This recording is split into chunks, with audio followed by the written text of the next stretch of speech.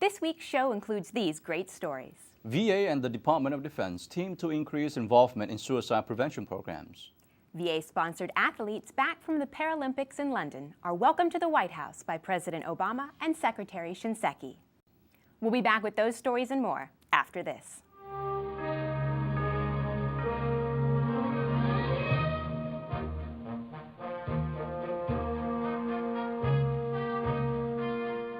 Hello, I'm Thomas Middleton with the Office of Diversity and Inclusion. And I'm Leah Mazar with the Veterans Benefits Administration. Thanks for tuning in. September is Suicide Prevention Month. To mark it, VA is calling on individuals and communities across the nation to support veterans in crisis and help raise awareness of VA mental health services. Throughout September and beyond, VA will partner with the Department of Defense and other agencies while urging community-based organizations, veteran service organizations, healthcare providers, and private companies to stand by veterans and active duty service members. VA, DoD, Health and Human Services, Facebook, and others kicked off the joint effort on September 10th at the National Press Club in Washington. Our efforts at VA center on expanding access to high-quality mental health care and building on our historic partnership with the Department of Defense to combat suicide among service members and veterans. And we know that VA care and the crisis line work. Our system of care is the best in the country. Since its inception, one element of that care system, called the Veterans Crisis Line, has received more than 655,000 calls. We've made over 93,000 referrals for care, and we have rescued nearly 23,000 callers from potential suicide.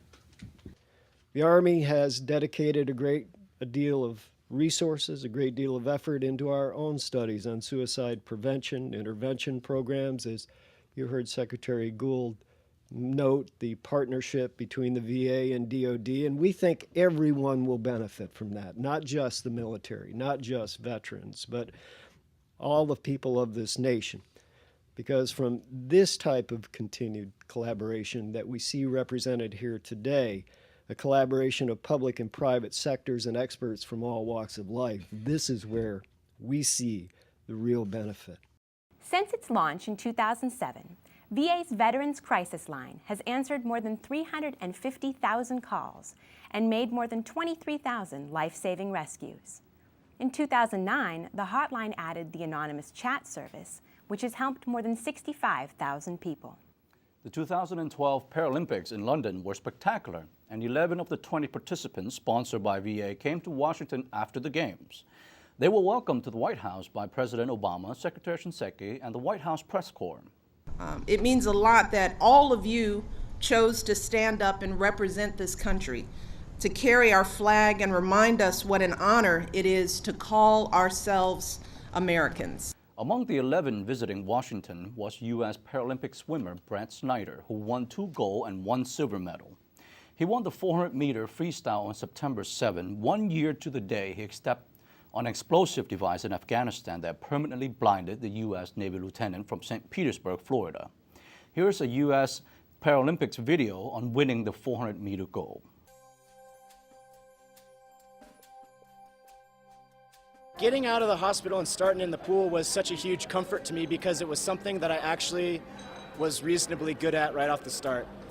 Walking with a cane was very hard. Figuring out how to cook was very hard. All these sorts of things that are normally pretty easy became very challenging just because of my blindness. I don't have a physical disability, I just have a navigational disability. Swimming came very naturally, and it was really great to just feel good at something right out of the hospital. Next is to go back to Baltimore, put my nose to the grinder, train a little bit more, and then we've got the Paralympic trials for swimming in June.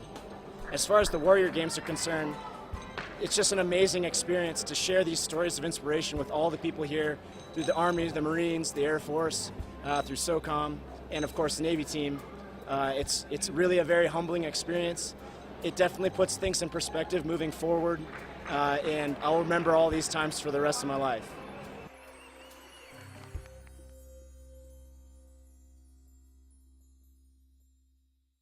Lieutenant Snyder, fellow U.S. Paralympians elected him to carry the flag in the magnificent closing ceremonies in London's Olympic Stadium. Over the next few weeks, we will run videos provided to us by the U.S. Paralympics on some of the other Paralympians who serve or still serve in the armed forces.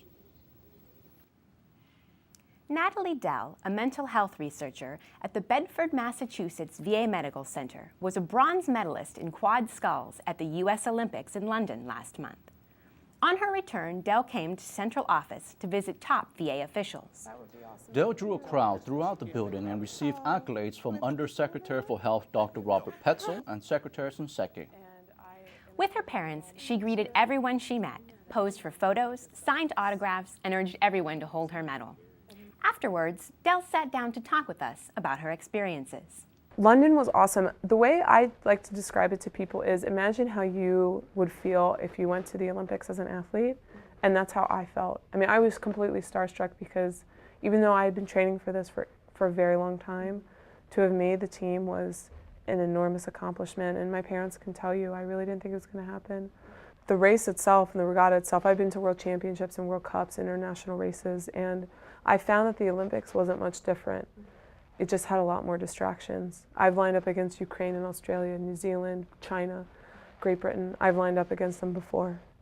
And I just thought I'm just lining up against them again. And it is a race. And I was telling my parents earlier today, if you go up to the line and you're sitting there thinking, this is the Olympics, I'm racing for my life, I'm racing for my family, I'm racing for my entire country, and it's the Olympics, it's the Olympics. If you do that, some people tend to just, it can be overwhelming. Yeah.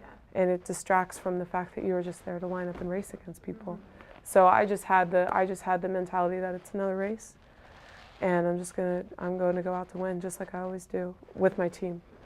And it wasn't until we crossed the line that it set in what had just happened. Dell got an even bigger reception when she returned to the Bedford VA Medical Center. She spoke with her fellow employees, accepted a plaque, signed more autographs, and told everyone she was hanging up her competition oar and throwing herself completely back into her work. I would say that at this point I'm retiring. I've trained for 8 years, and I never thought I'd make the national team. I never thought I'd make the Olympic team. And to get a medal, it's just, I feel like I've fulfilled my dreams. And I want to work. I come from a working family. I've worked since I was 16, and I'm ready to go back and start to contribute again.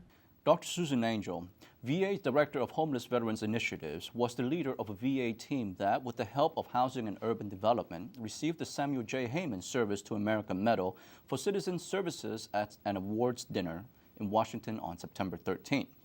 The medals, commonly called Sammys, pay tribute to federal workers who have made significant contributions to the nation.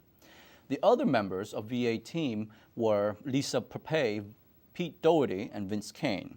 Dr. Angel and her teammates bring the number of VA employees to receive a Sammy since the program began in 2001 to 10.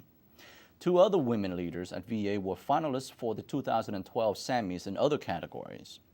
VA Learning University Dean Alice Mueller-Weiss was a finalist for the Management Excellence Medal, and Patricia Hayes, VA Chief Consultant for the Women Veterans Health Strategic Healthcare Group, was a finalist for the Career Achievement Medal. Here is a video about the VA HUD homelessness campaign produced by the Partnership for Public Service, which manages the SAMMY Medal program. Our obligation is to take very good care of our veterans. Our obligation is to give them the best of health care, the best of social support, the best mental health care, everything that we promised them when they signed up and became a service member. It's our job, our country's obligation, to give them back what we promised. For years in this country, since the early 80s, we've had a significant homeless problem. And it certainly has become clear in recent years that veteran homelessness is a significant part of that.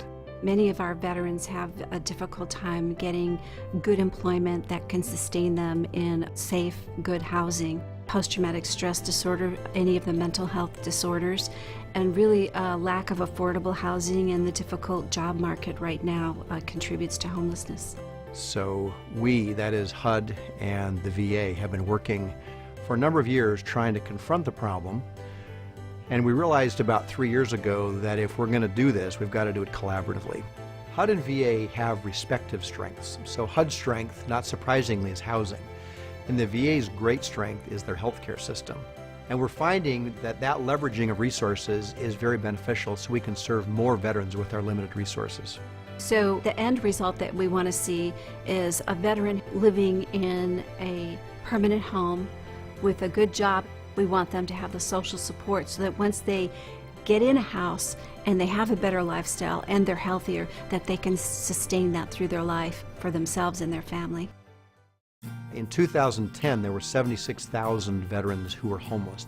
Between 2010 and 2011, with a lot of specific focus between HUD and the VA, we were able to reduce that number down to about 67,000. That was a 12% decrease from the year before.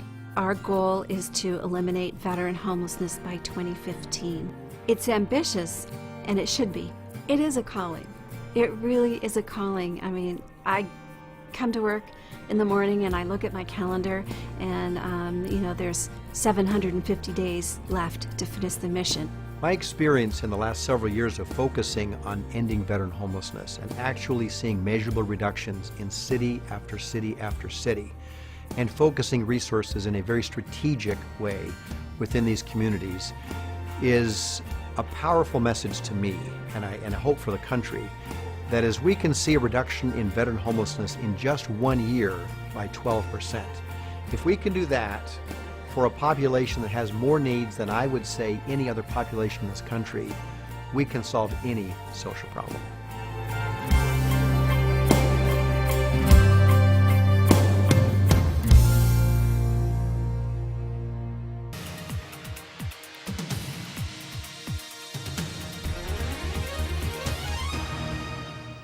Did you know?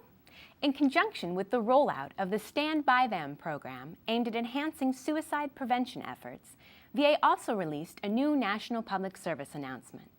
It's entitled Side by Side and focuses on the important role family and community play in supporting veterans in crisis. Here it is. We used to get together every week. She's been home from her last deployment for months now, and I haven't seen her once. He's just been different since he got back from Iraq. One minute he's ready to go, and the next he doesn't want anyone around. The nightmares are back and seem to be getting worse. Shouldn't he be sleeping better after all these years? A lot of people don't understand what veterans go through during their service or when they come back. And that's okay. But everyone can help. You can make a difference in the life of a veteran. You stood by us when we were in uniform. So stand by us now. Like my brother did. And he wouldn't take no for an answer. Like my wife did when she asked the right questions. Like my friend did when she made the call. Stand by them. They stood by you. Visit veteranscrisisline.net. That's all the show we have. Thanks for watching. I'm Thomas Middleton. And I'm Leah Mazar. Have a great day, everyone. See you next time.